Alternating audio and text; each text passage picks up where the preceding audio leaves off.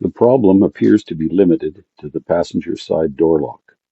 Therefore, it is time to remove the door panel and test the lock solenoid and the switch. The switches are installed into a connector block that clips into the back of the door panel and is secured with screws.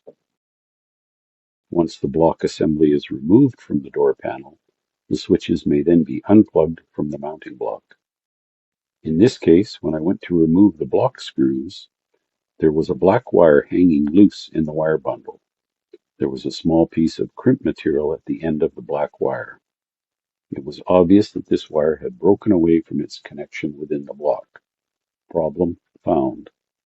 To remove the remaining piece of the broken connector, I will use a jeweler's screwdriver to release the connector's locking tab, which allows the connection to be gently pulled out of the block.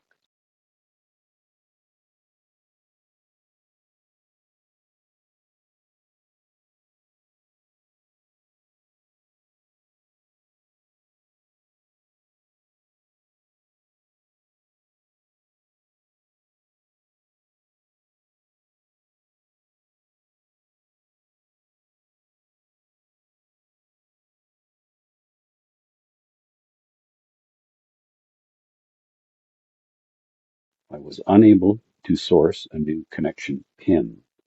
I will use the old broken connection and manufacture a new crimp attachment.